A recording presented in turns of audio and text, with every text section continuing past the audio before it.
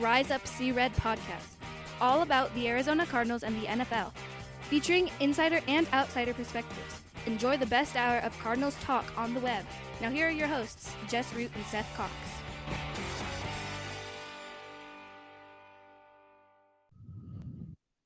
Hello, Arizona Cardinals fans, and welcome to this edition of the Rise Up See Red podcast. I'm your host, Jess Root from CardsWire.com, the USA Today NFL Wire site that covers the Arizona Cardinals, your hometown team. And my co-host is, as is pretty much as always the case, is Seth Cox from AvengeOfTheBirds.com, the Arizona Cardinal site from SB Nation, and also one of the hosts of the original Draft Breakdown podcast.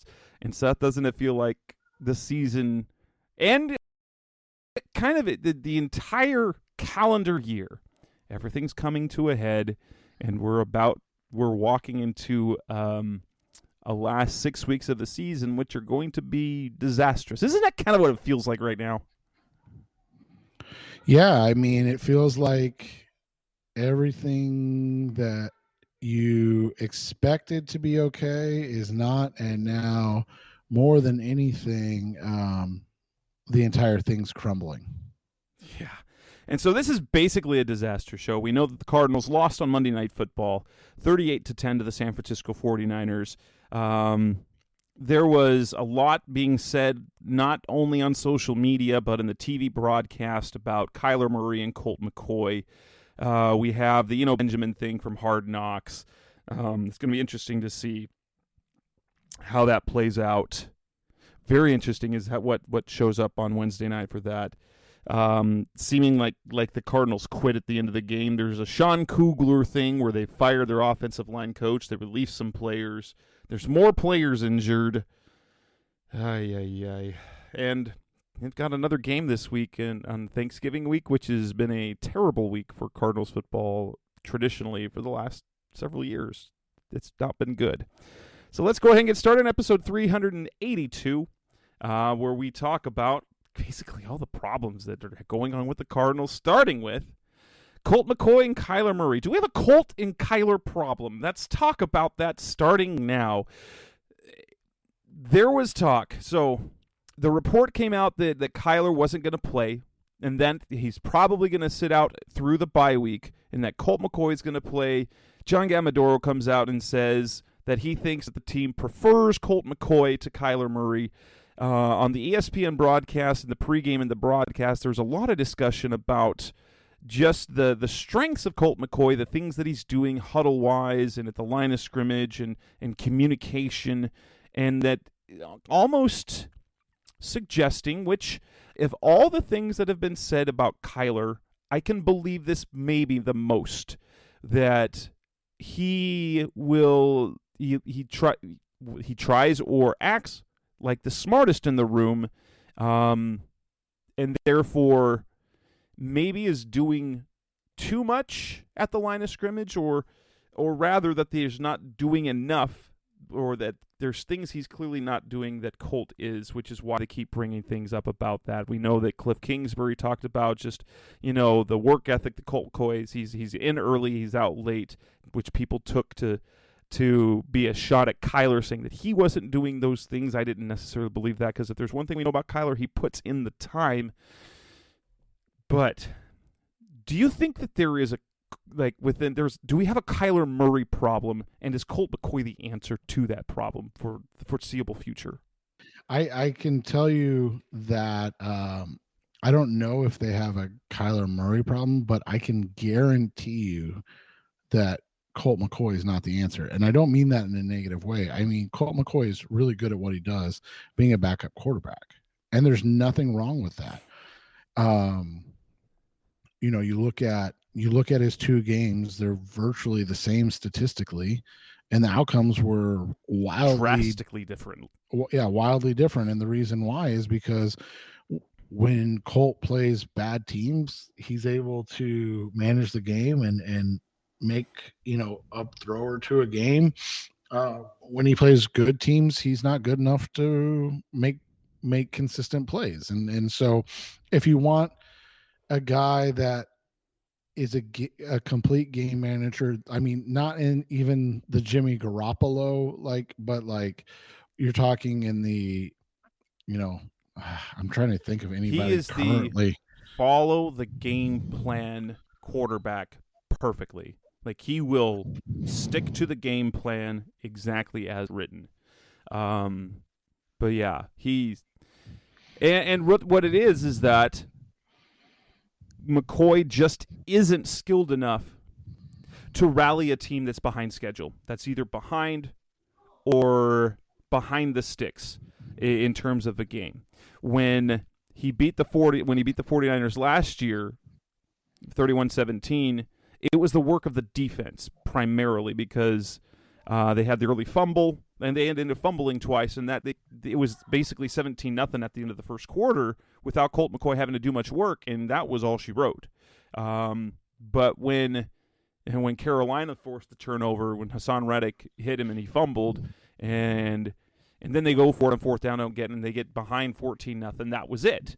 They couldn't come back from that. And so as long as the Cardinals were okay defensively, and the first half was competitive, but the second half fell apart because the defense wasn't able to maintain the same level. And if we look at the Rams game, the defense did really well because they didn't have to do much. They took away John Wolford's first read, and that was all she wrote. The offense was Cooper Kupp going into that game. The Cardinals know how to limit Cooper Kupp, and then Cooper Kupp got hurt. So the Rams offense, the atrocious offense, didn't do anything in the Cardinals, and so the Cardinals were able to do things offensively, just stay on schedule.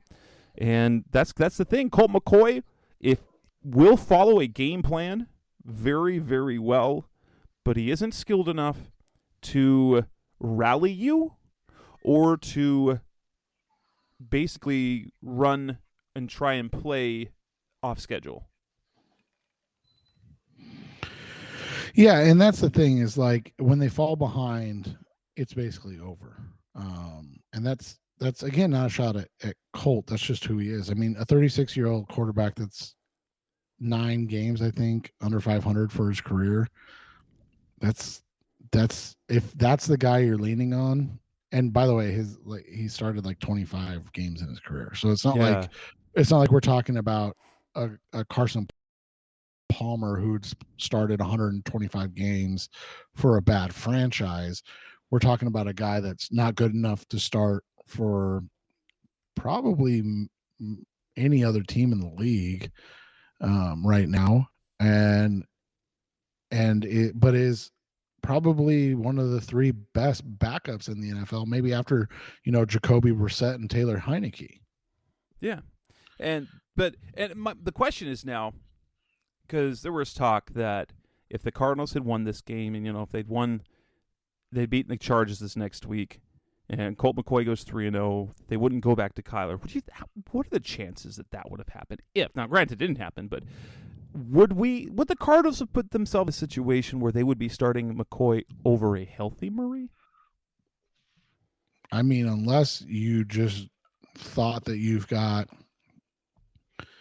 a great defense that can keep you in games, and McCoy limits the amount of variance in play. But I mean, like I said, if you want a guy that's going to get you 4.6 yards per play every game, you go with Colt McCoy. If you want a guy that's going to give you 6.41 game and has bad games where his bad games are 4.6 yards per play, then you've got to play with Kyler Murray. And so that's the thing, is like, I don't know if the Cardinals win yesterday with Kyler Murray. I know that they're competitive, and they weren't competitive yesterday with Colt McCoy, and that should have been the end of the conversation. But I mean, these guys got to get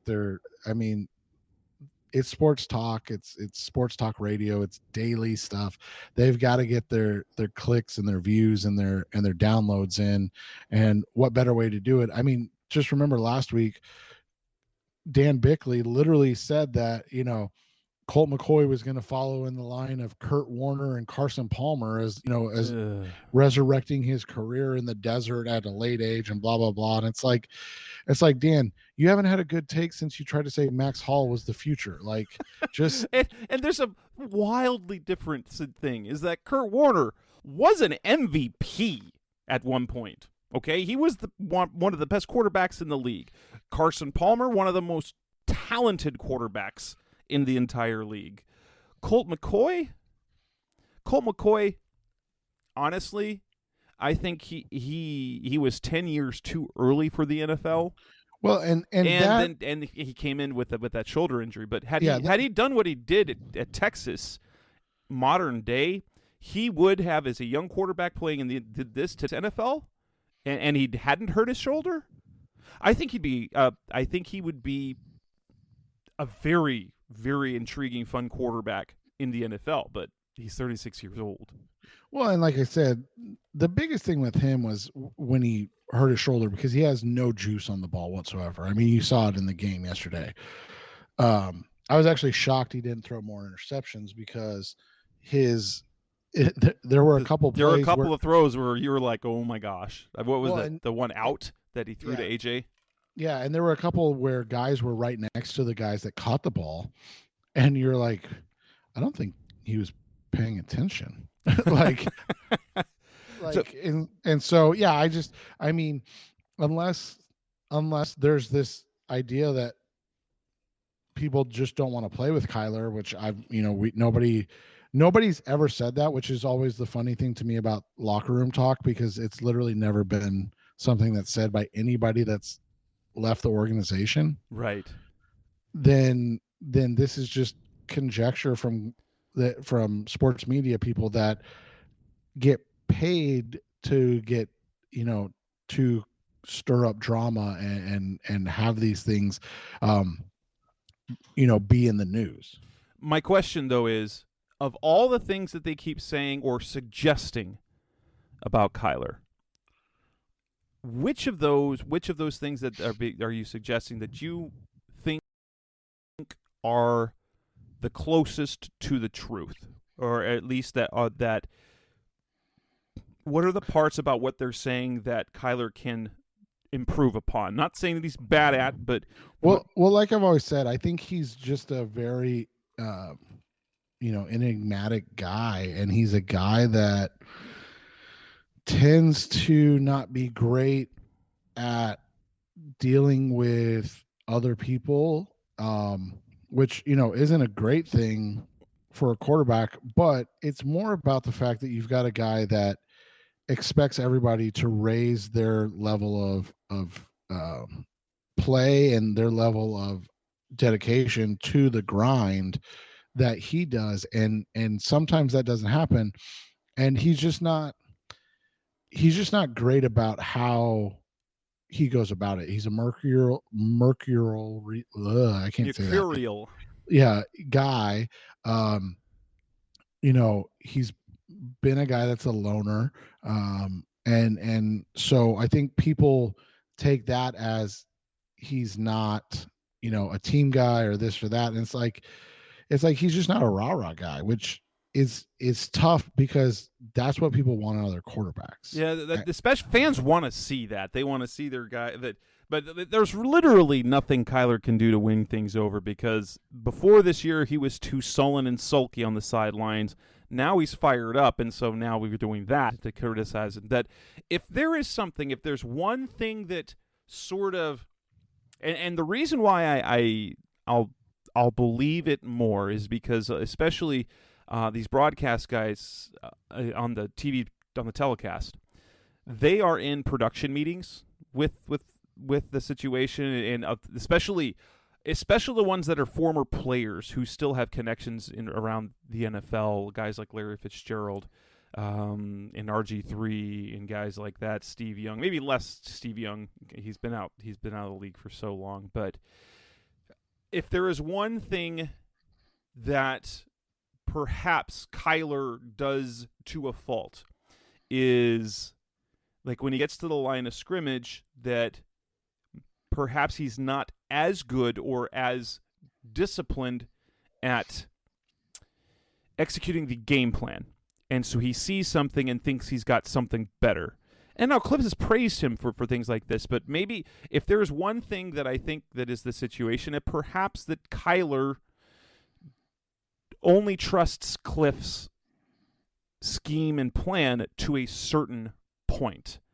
and perhaps wishes that he had a little more ownership with it. If we go back to that week 7 game when he shouted "calm the F down" to Cliff, it was because Cliff he wanted to control the situation, and Clyde was like, "Trust me, we've got this. I've got this. Calm the F down.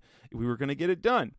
And maybe it's as simple as that. Kyler is not following as disciplined the game plan and changing more things, perhaps doing more changes at the line of scrimmage than he needs.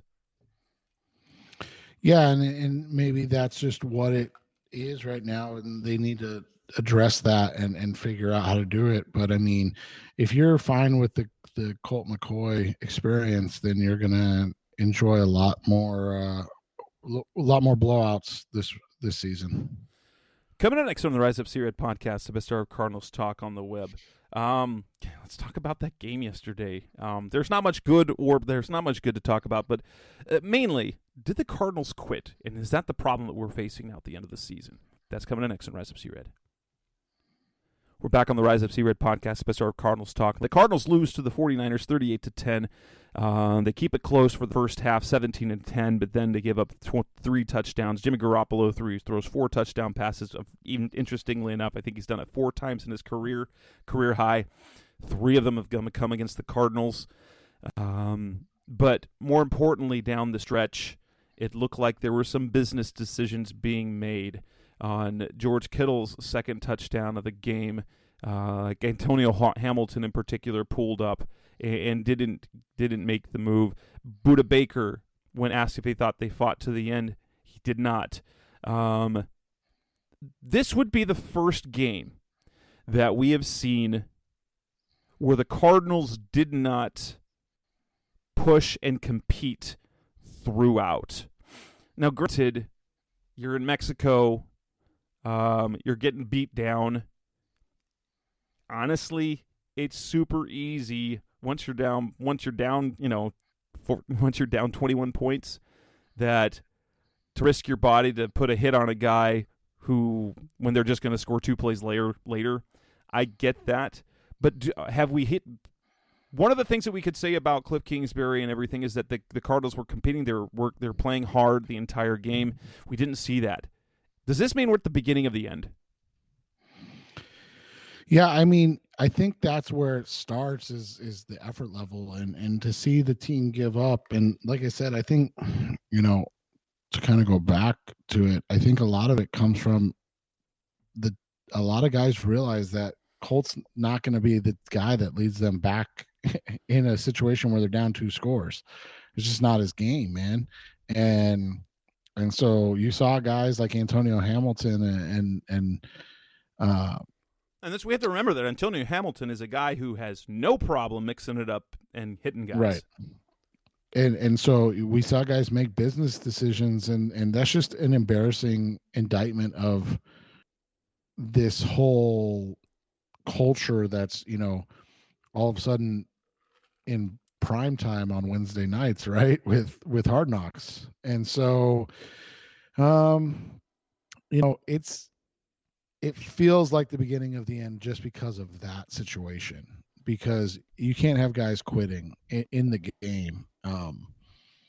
Budda made a huge mistake in that game and gave up a touchdown to George Kittle, but he still consistently was the guy making plays, flying around late in the game when they're down 3 scores.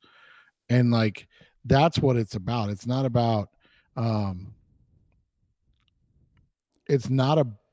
the guys that lead when things are going well. It's about the guys that play at that level and that when things aren't and they're still on the field. I will say this.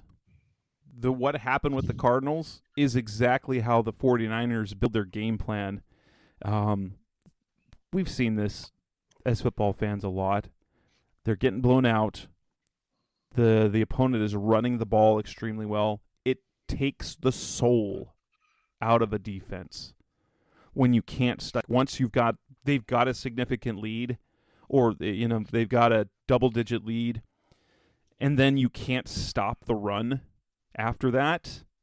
It it is life suck. It drains the entire life energy of a team and then you just start playing through the motions. You go through the motions and maybe that's, I don't know what to think about that, but it was the first time when we saw the Cardinals just get jack stomped, and it was very reminiscent of the playoff game last year, right?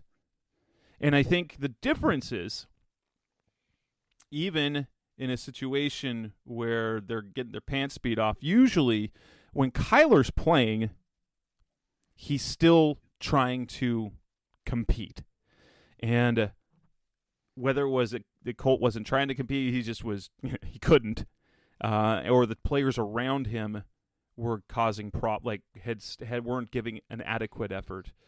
I will say this, for everything that people say about Kyler's teams don't quit except in that playoff game, and I'll say that was demoralizing, and was embarrassing.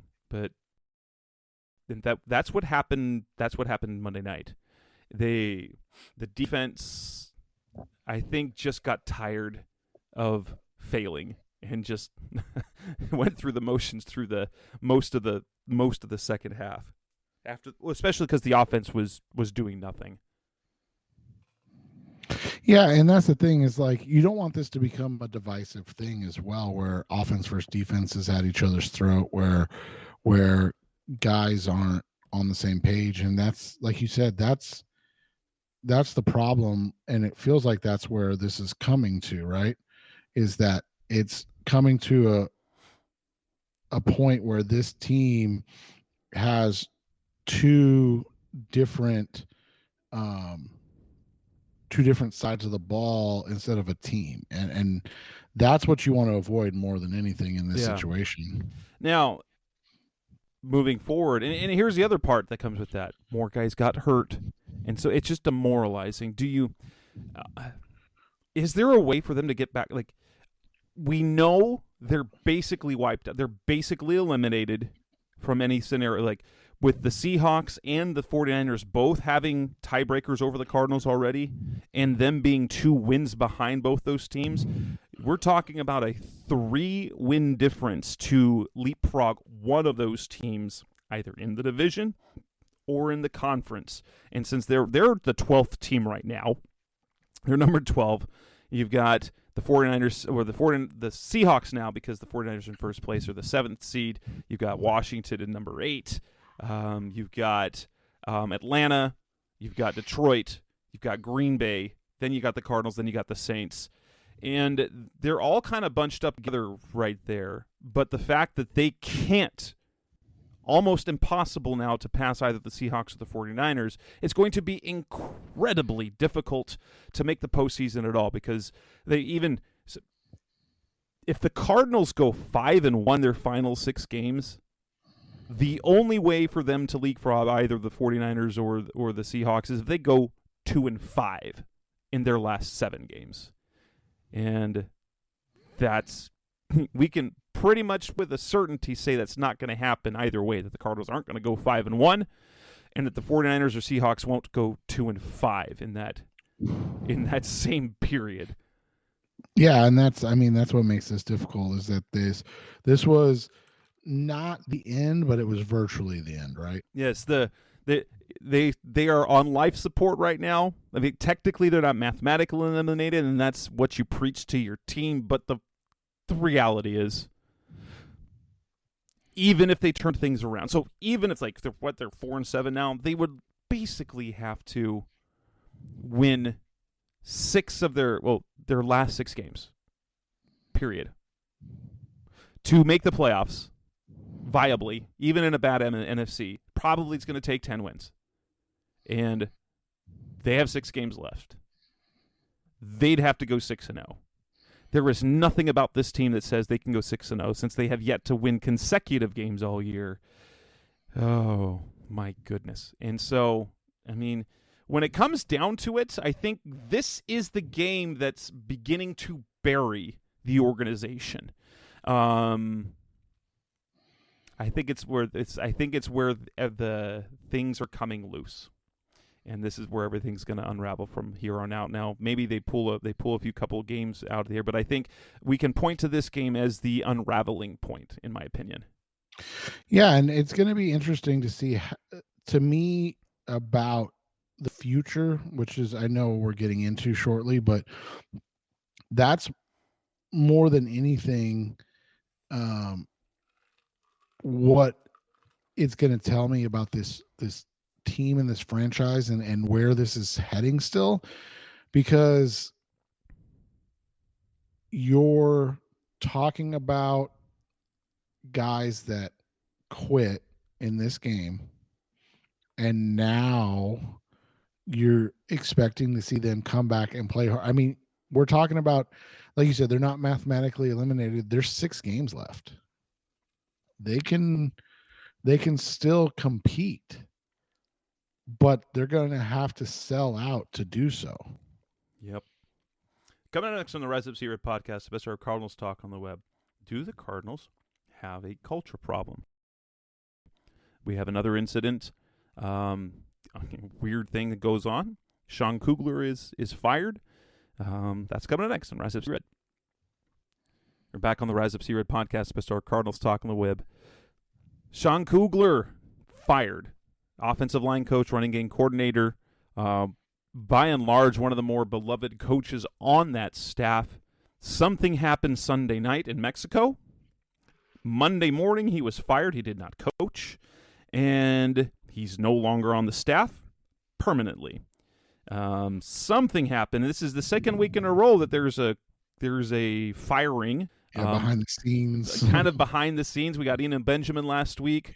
We got Sean Kugler this week. That now makes 2 coaches from this year's staff that have been let go or moved. So James Saxon had the legal issues in Indiana with the domestic battery charges.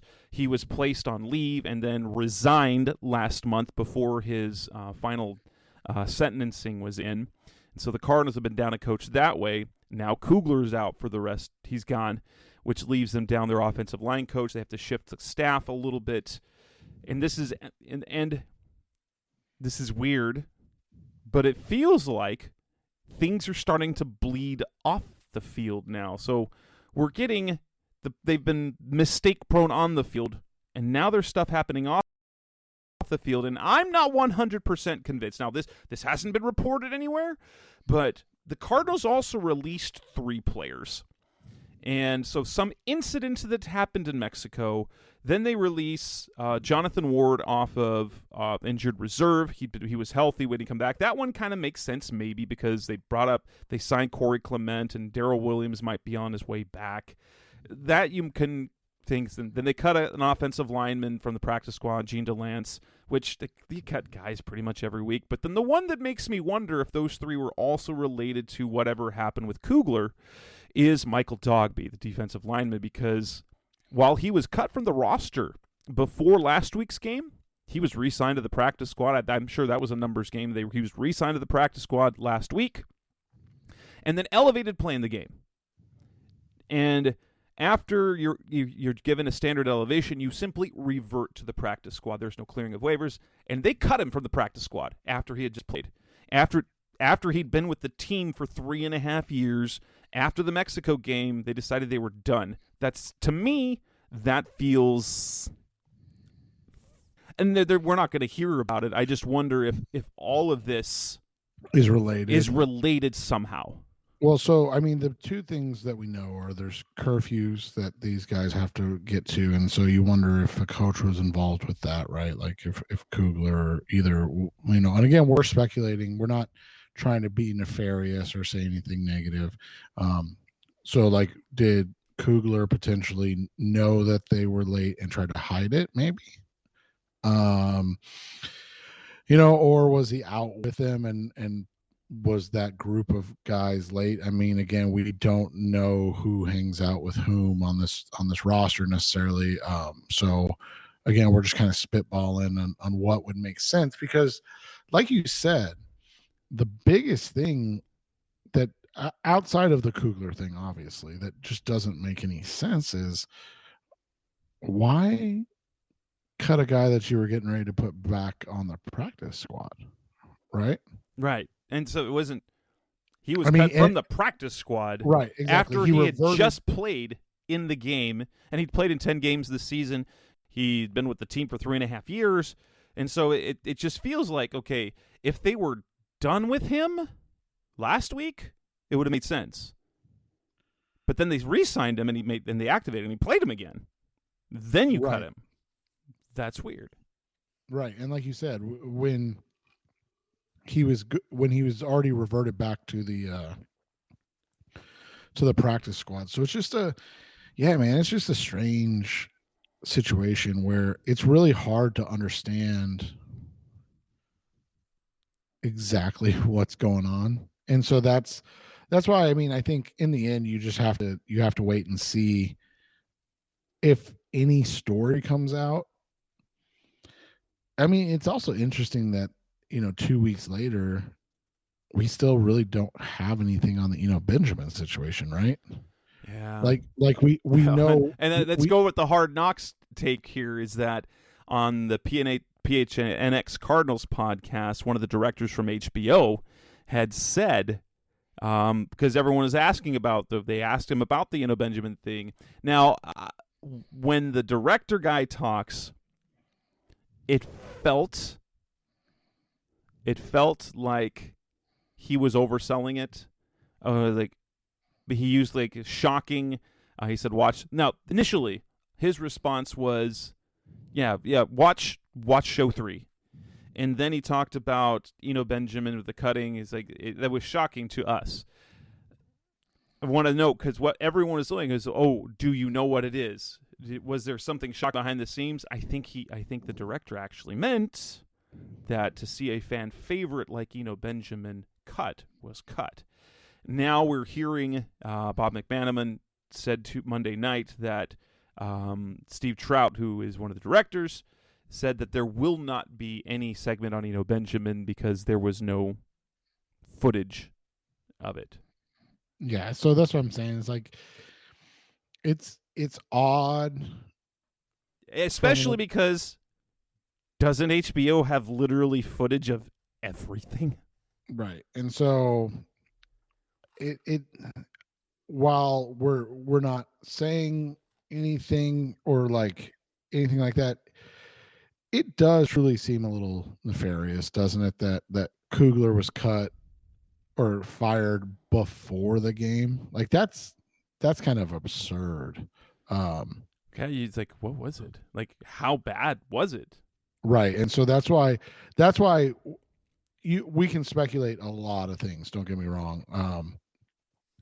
But that one is different because that's like not just a coach, but like a coordinator, one of the kind of leaders in the organization, and he was just straight up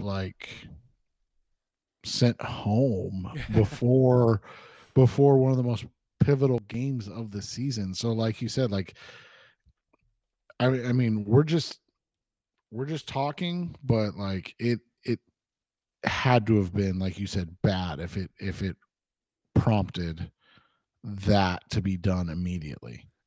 Is this something showing that there's a culture problem with this team? This has been asked a million times with, when Steve Keim had the DUI, Ron Miniger had the DUI. He was one of the guys in one of the executives in the front office. Then you get the James Saxon thing. Now you get the Sean Kugler thing. Are the Cardinals, is this an organizational thing, or is this just another unfortunate thing? It's been pouring on the Cardinals all year. Haven't been able to. They're making mistakes on the field. There's misstepping off the field. The whole Kyler Murray drama, starting off with the comments made come from the front office to the contract, to the injuries, to Chandler Jones, to Patrick Peterson, to the play on the field. It's just been one thing after another, and the Cardinals can't get out of their own way. I don't know what to think about all of this, but other than let's get this year done and And it feels like you almost have to blow it all up. And this is the first time I've really gotten to the point where, yeah, you can't, despite the extensions, they're gonna have to do it. And the part that we're gonna be pound the table for is Steve Keim better be on the way out as well, because they've had tons of injuries, yes, but his teams that he builds aren't good. They're not good enough. I mean, they're talented enough, but they're not good enough. Right. And so that's what you have to look at. And you know, Kyle Odegaard, who worked for the Arizona Cardinals, literally tweeted out last night, you know, about the fact that this is a Steve Keim issue. You know, they don't have the talent to compete with the 49ers.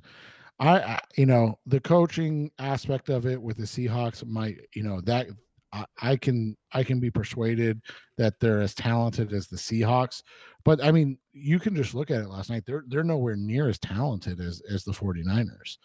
And then from there, you know, you look at it,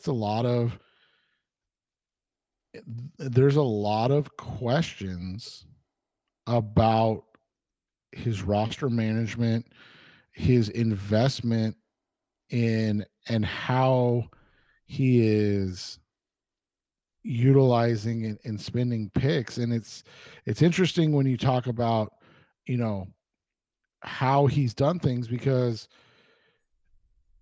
when you look at San Francisco, you know, they're giving up their first round picks for offensive linemen and quarterbacks, not wide receivers. And you and I both love the Hollywood Brown trade, so this isn't a shot at Brown by any stretch of the imagination. But you know, you look at what the 49ers have done just the last 4 years in the Cliff Kingsbury era, and they've drafted 3 defensive linemen, 2 edge players, and 3 offensive linemen in the top 75. The Cardinals have Josh Jones and Zach Allen, both day 3 picks, but that fell inside the top 75. But like both are not are day 3. They were day 2 picks. We're third round picks. Third round picks. Thank you. That's what I was trying to say. Both day 2 picks, but both third round picks. You know, and it's interesting that when you look at it, their offensive and defensive line are issues. And it's like, well, the investment just doesn't seem like it's truly been there. And it's not that they haven't tried to get guys, but when you draft true day 3 guys like Rashard Lawrence and Lecky Fotu and Michael Manet and you know, Mason Cole and these guys, and then they're not ready in year 1, so you have to go fill their spots that you drafted them to play with veterans, you know, Corey Peters, who we both loved and thought the world of, but you know, a Corey Peters is getting significant snaps because you're drafting guys on day 3 that aren't ready to contribute, and then all of a sudden those veterans get hurt, and now all of a sudden you have to play the rookies that aren't ready, and then they get beaten up. And basically, and this is the part that's tough, is that they basically become useless because they're so beaten down by the time it's their time that now all of a sudden the cycle perpetuates itself again. You know, they get released, and then they bring in this, you know, new guys on day 3, and then those guys aren't ready, so then you got to go sign, you know, Jonathan Ledbetter. Again, nice guy, good player, but why is Jonathan Ledbetter on this roster? Like, it's because guys like Rashard Lawrence can't stay healthy, and Lecky Fotu's just not. He's doing nothing. He's just a body out there. Right, he's just not good enough. And so you got to go get a guy like Jonathan Ledbetter, who, again, there's nothing wrong with having a Jonathan Ledbetter on your roster, but he's a guy that should be getting 5 to 7 rotational snaps a game. And instead, he's a guy that's playing significant minutes because you don't have any talent. And it's just the perpetuation of the same things. You know, I talked about Antonio Hamilton a little earlier and the disappointment of his effort level, but you can get away with not investing in corners, right? And they really, really haven't. I mean, Byron Murphy is their highest drafted corner since Patrick Peterson, which was 11 years. Well, technically would be 12 NFL drafts ago, which is a long ass time in the NFL. And so you can get away with that if you have a super dynamic pass rush, right? Like if you invest in the pass rush. But the last edge rusher they drafted was, I mean, I guess Chandler Jones in 2016 when they traded a second round pick for him. Before that, it was Marcus Golden, and then, yes, I know they drafted 2 this year, but are we really expecting, Myjai Sanders and Cameron Thomas to be impact players in year 1? And so, it's just been a weird way of roster building. We've talked about the off-ball linebackers. We've talked about the investments at wide receiver over and over again. If they're going to move on from Cliff, which, I mean, like you said, for the first time, you're like, hey, if it's got to be done, it's got to be done. It has to start with Steve Keim. Yes, totally. Coming up next on the Rise Up Secret podcast, the best hour Cardinals talk of the web. There's more injuries to talk about. When are they coming back? That's coming up next on Rise Up Red.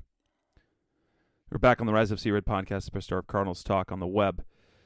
Kyler Murray's out. Hollywood Brown is not back yet. He did not get activated from an injured reserve. Rondale Moore got hurt during the game. Greg Dortch got hurt during the game. Colt McCoy even got a little banged up in the game, although he seemed to. When are these guys going to come back? The talk that Kyler probably is not going to come back till after the bye is interesting, and I kind of get it. They want him to be able to go all out. I don't know if that's a more organization, because they trust Colt McCoy, but it's always interesting because Cliff in particular, this organization, try to be coy with it. Like they say, we'll see. He's made a lot of progress. Hollywood Brown said, I told you I would be back in 4 weeks. And now there's talk that probably Hollywood Brown might be out in another week, and that would put him coming back after the bye, which fits the original timeline of the injury. But now we add Rondale Moore and Greg Dortch to this list, and it looks like Rondale Moore probably will miss. He won't miss too much time, meaning he's probably going to miss at least this game. Maybe he'll be back after the bye. The hits keep coming. When are the Cardinals finally going to be healthy? That's kind of the case here. When do you if you had to guess, do you think Kyler comes back this week? Do you think Hollywood comes back this week? Or do you think they go with let's wait till they're fully healthy, considering where we're at in the standings, and wait till after the bye? Yeah, I think they wait till after the bye based on the results of the last, of the earlier games this season. I think if they would have won in Mexico, I think they would have played this week. But I think them not winning, and now, while there is urgency, it's like you said, it's basically it's now like, hey, if we can get these guys back and healthy for the last 6 games, maybe that's a better reality than trying to push them forward and them getting re-injured or something of that nature. That's what I think they're going with at this point, and that it'll be is it New England when they come back? Who do they play the first game? It would be New England. It'll be in New England when they come back. Yeah, and so I think that's where we'll see them again for the first time. That makes sense. I'm guessing that if Dortch has to miss, that we're probably hitting after the bye as being when they get a whole bunch of guys back. Kyler, Hollywood, Moore, maybe even guys like Darrell Williams, Rashard Lawrence. It's very interesting to see just how this team keeps taking hits with injuries across the board. We'll see if Zaven Collins and Isaiah Simmons, who both had moments where they were in pain, end up missing much time. Byron Murphy, DJ Humphreys are two other guys that haven't come back yet. Whether they get held out until after the bye. These are all critical pieces. It's almost comical this year, the number of injuries that they are sustaining. Right, and I mean, no team's lost more to injuries than the Cardinals. No team outside of the Rams has lost more along the offensive line than the Cardinals, and all of that, results in what we're seeing from not just the results, but sometimes the effort. Like I said, I truly do feel bad for a guy like Lacita Smith, who I think can be a good pro. I know they liked him, but he wasn't ready, man. And now you see that result. And he didn't play too poorly against the Rams, but he didn't look great in this one. Say the same thing about Josh Jones, who people know I love. He didn't look great. And so it's tough, man. I don't know I just don't know where they go from here. And it's interesting because something that you and I have talked about a lot is that injured players typically stay injured, right? And the NFL is a tough game. And so a guy like Hollywood, who, again, you and I both love the move. We're not criticizing it, but it's not surprising that he's missing games. He missed games every year in Baltimore, right? Yeah. Rashard Lawrence, who you mentioned, missed a ton of time while he was in college. Guys like Kyler and DJ, it's a little more surprising, but it isn't surprising when guys that have been injured most of their career or throughout their career get injured again, and so it'll be interesting to kind of watch it play out. But if I'm the Cardinals, I give them till after the bye week. And again, it's unlikely, so I'm not saying it's going to happen. So I just want people to understand that when I say this. But at the same time, maybe you give yourself a chance to go 6-0 and finish the season at 9-8 if you don't beat the Chargers. And whether they do or don't, I don't think it changes when and how you bring those guys back. But if you aren't able to beat the Chargers and you go to 4-7, 4-8, 4-8, excuse me. Yes. You can win 6 in a row or it would be 5 in a row. 5 in a row and finish 9-8. And maybe you don't make the playoffs, but if you finish 9-8 and right, and you're chomping at the bit for a playoff spot, I guess that's the best thing that can happen from this year, right? Yeah, I guess that would be something to build on at least. Right. And then it gives you, like I said, my biggest thing now is to see who shows up. Yeah. Like who's committed to this. And I was impressed with DeAndre. I know people would get upset with DeAndre about the taunting, but in the end, I mean, really, his effort level and his engagement was high, and that's what you want to see. Buddha's was the same way.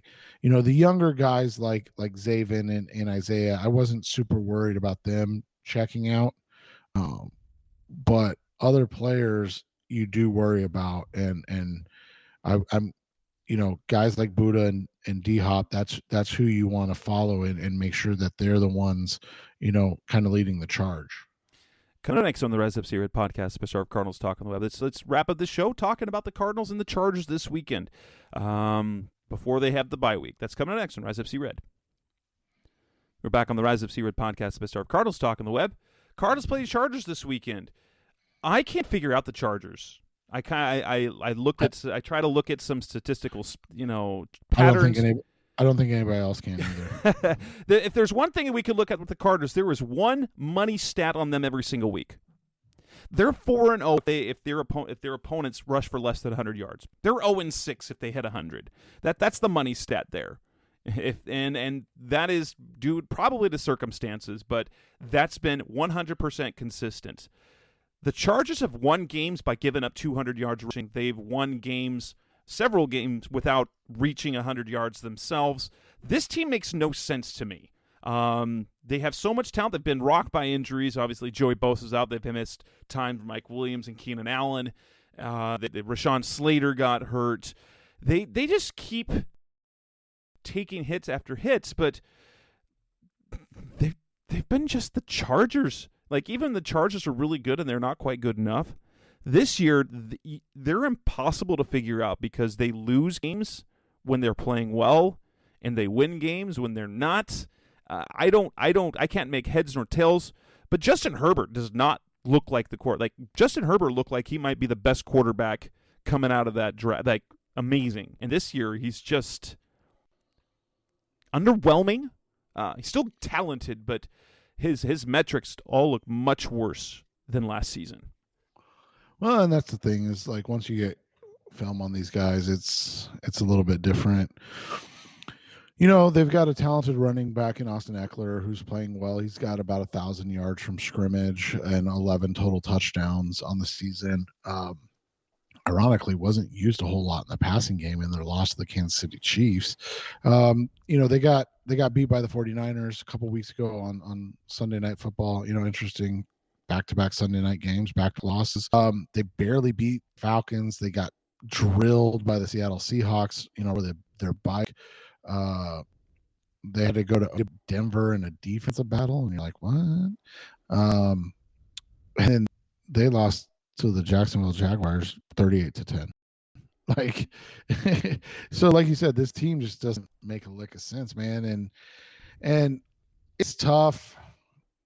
Brandon Staley looks out of his depth, which is interesting because, Cardinals fans pining for Staley and Herbert, and this year it's like, oh, you basically got that, right?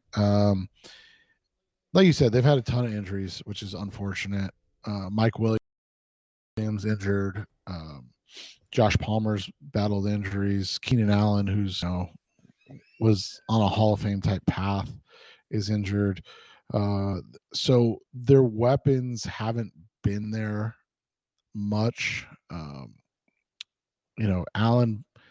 Allen played week 1, week 7, and week 11 against Kansas City. So he's played 3 games all year, and none of them have been successive. I'm not going to say he's not going to play against the Cardinals, but I mean, the way it's trended, he probably wouldn't play against the Cardinals, right? He needs a couple weeks to recover. I assume he'll be in the game, though. But we're probably looking at no Hollywood Brown or Rondale Moore either. Right. Or Zach Ertz. Yeah. And so, it's interesting because all of the talk, and the Chargers are 9th in the AFC. They're a game behind the Jets, which puts them about a game out of the playoffs because the Bengals are 6-4, the Patriots are 6-4. And that AFC West that everybody kind of expected to be good is not good, which I think has helped them more than anything, right? It's kept them relevant because 2 of their wins this season are against AFC West opponents, the Las Vegas Raiders and Denver Broncos, who are both 3-7. One of their wins is against the Cleveland Browns, who are 3-7. Their other one is against, well, one of their other wins is against the Houston Texans, who have won one game. Their losses to Jacksonville are all to winning teams. So, I mean, what do they do against the Cardinals? Cardinals are not a winning team right now. So how do they come out and play? This last game, we saw what could do as an 150 yards total offense, but they had 100 yards. They give up 26 points a game. Not great. And that's one of those situations where you invest, and sometimes the investing just doesn't work. I mean, this is a team that's invested in offensive linemen, defensive linemen, cornerback, corner, pass rusher, and instead they're getting Joey Bosa's played 3 games. They're not getting what they need out of the guys they need it from. A couple of guys ended up being bust. I mean, they're playing Christian Covington, who did make the Cardinals roster. Jerry Tillery never lived up to the hype, and so it just becomes a situation where they have a couple great defensive players that are healthy, Khalil Mack and Derwin James, literal game-changing type of players. But outside of that, they lack a lot of talent, and it's because you invest in the talent, and then the talent either doesn't pan out or gets injured, and then all of a sudden you're scrambling and trying to get guys. They've had some guys regress. Kenneth Murray, Asante Samuel Jr., who were both great last year, haven't been great this year. I mean, they're starting a guy like Kyle Van Noy, who's a nice player, but I mean, a 31-year-old Kyle Van Noy has as many sacks as you, Jess. Hey. And so that's tough. Right. And then they've had a similar situation to the Cardinals. They've had 3 kickers this year, right? They've had Dustin Hopkins only kicked 5 games. Cameron Dicker, who the Cardinals faced, kicked 3 games, and something called Taylor Bertollet kicked in 2 games. But their kickers have been good. Yeah, that is different, right? That's a little different. Their kickers are 19 for 20. So it's just a matter of inconsistency, and then they've just, like I said, been really, really injured at key positions. And so if you look at one thing, the Chargers do turn, if they turn the ball over. So I looked at their 5 losses. Their 5 losses they have this season. Well, and they've turned the ball over, I believe, 9 times. And then in their 5 wins, they also have they did turn the ball over twice in a win over the Falcons, a game that they shouldn't have won, that wacko game. But they 2, 3, 4. So the turnover battle. The Cardinals have been good this year about taking the ball away. And so we've got 2 mediocre teams to bad teams. Okay, the Cardinals are pretty bad, but their wins have come against not good teams. So depends on which team shows up. I expect a close game, and whichever team protects the football, I think, is going to win this game. And this is one of those games where I think the Cardinals could look good because things go sideways. If they get a turnover or 2, because they run the ball terribly. The Chargers run the ball very poorly.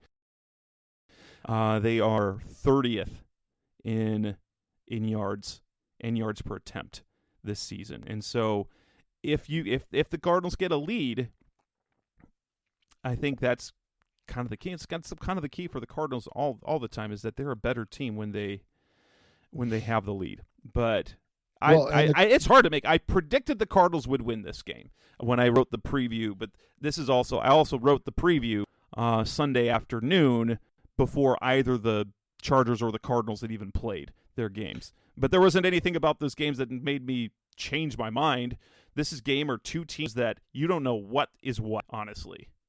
Right, and you spelled out something really intriguing and interesting. And can the Cardinals run the ball if Kyler Murray's not the quarterback? They haven't been able to do it yet since he came into the league. That's a legitimate question, because when Kyler's game, you look at their numbers, right? So, and I know they're not all wins, but you look at their numbers: 103, 143, 132, 124, 144, 137, 122. In the 2 games he's missed, 78 and 67. So they can't run the ball without him, it seems like. But the Los Angeles Chargers are maybe the worst rush defense in the NFL. So it's like but the Cardinals are going to opposite. playing 3 to 4 backups on Right. their So it's offensive like line. it's like the opposite of the immovable force.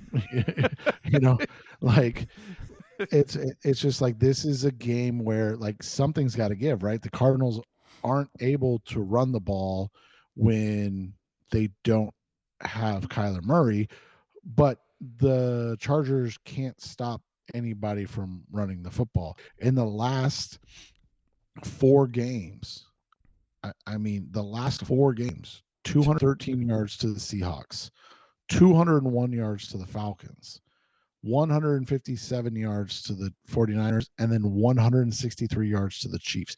The Chiefs had a running back reach 100 yards rushing for the first time in over a year. Jeez. Like, their run defense is awful. They have 6 games of allowing over 150 yards, 7 games of 130 or more yards, 98. They have 98, 93, and 64 the other 3 games, but there are. But they have 3 games where they've allowed over 200 rushing. It's ridiculous. So like, that's the thing, is like, if you can run the football and control the tempo of this game, there's a legitimate chance to win.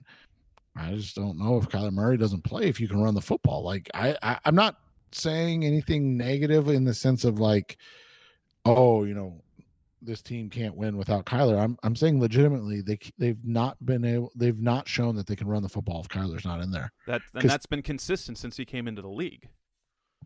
So, you know, that's what it comes down to. Can the Cardinals run the football? If they can run the football, they have a chance to win this game. If they can't run the football, it's going to, like you said, it's going to be a close game. I just don't see how they win it. Right. What's your score prediction? I've got the Cardinals winning 24-20. Not that I feel confident in that pick at all, because who knows? I'm going to say the Chargers win 21-18. Ooh, this is gonna be a fun, ugly game this Sunday afternoon, isn't it? Yeah, as long as it's not 45-10. And with that, we will wrap up this edition of the Rise Up C-Red podcast, best ever Cardinals talk on the web, episode 382. We'll be back again next week after the Chargers and Cardinals play. That's Seth Cox. I'm Jess Root. Thanks for listening, as always. Thanks for listening to the latest edition of the Rise Up C-Red podcast. Listen to previous episodes and subscribe to the show on Apple Podcasts, Stitcher Radio, Audioboom, or many other podcast platforms, so shows are delivered directly to your mobile device. Please give the show a 5-star rating and always support the sponsors who support the show. We'll be back soon for the best hour of Cardinals talk on the web. Rise Up Red Sea, be Red Sea Red, and of course, Rise Up Sea Red.